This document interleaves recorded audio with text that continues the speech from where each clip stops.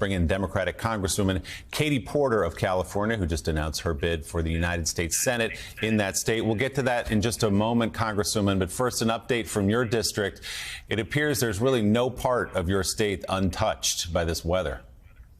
The severe storms are a terrible problem, and they're going to continue. And what they're evidence of is the urgency of addressing climate change. California has seen severe weather of all different types, from long, terrible wildfires to now these storms. We need to elect a senator who can address this, who won't be beholden to big oil, and who understands that our country is in crisis. And we need leaders who can tackle that. And I'm ready to do exactly that. I'm anxious to get back home and see my kids, dry them off, and make sure they're safe.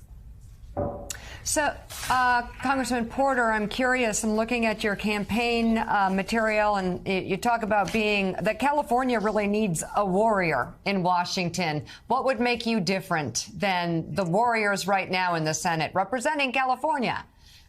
Well, in my 4 years in the House and 6 years campaigning, I haven't done things like they've always been done. I don't take corporate PAC money. I'm one of only a handful of congresspeople who turn down federal lobbyist money.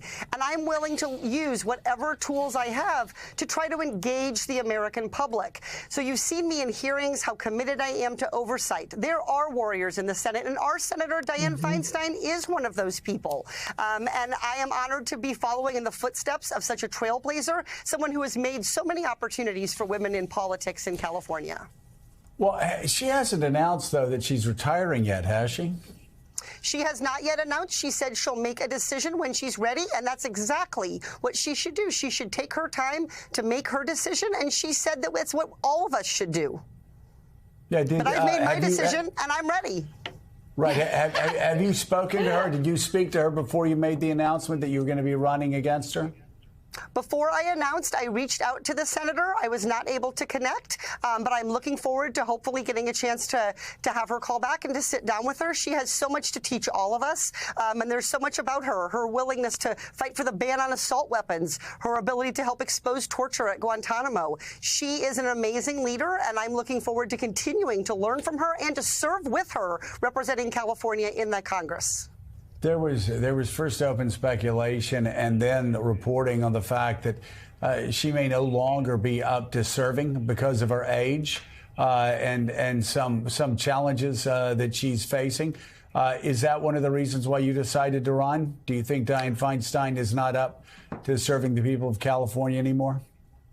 Senator Feinstein is serving the people of California right now. She's voting on bills and making a difference. My decision, and I really want to emphasize this, is mine. And I am the kind of person who has always been willing to step up and to lead. And I think one of the things I've learned from Senator Feinstein is you need to be willing to step up. You need to be willing to take on tough fights. And that's what I expect this Senate race to be. But I've always had tough campaigns, and I've always won, and I hope this will be the exact same result.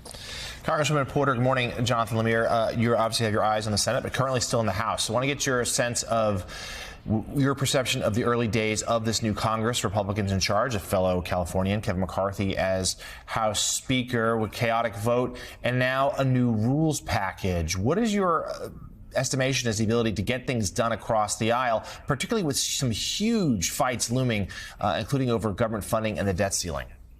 Well, I think what we're seeing is more evidence, sadly, tragically, that Washington is broken. And I think what this is reinforcing to the American people is that the folks they send to Washington are not able to come together and to govern.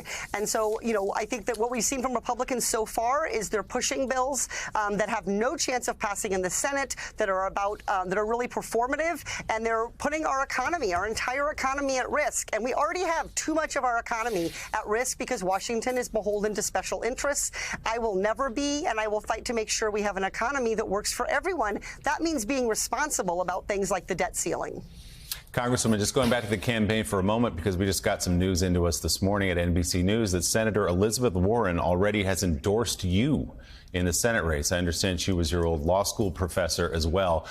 It's likely to be a big field, regardless of whether Senator Feinstein runs again. You'll have Adam Schiff, Ro Khanna, Barbara Lee has privately expressed some interest. So what sets you apart within that field from a group of progressives? Why are you the right choice among them?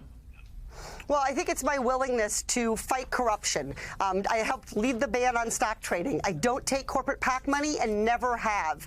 I'm one of only a half dozen or so lawmakers who refuse federal lobbyist money. I've shown in hearing after hearing, whether it's big banks or big oil or big pharma, I'm willing to call those out who are hurting the American people. I have a real commitment to oversight, and I'm willing to do that oversight on either party if necessary. Republicans bear a lot of the responsibility for the destruction of our democracy and the attacks on our democracy in the last few years. But we have to be honest. Some members of our own party are not helping.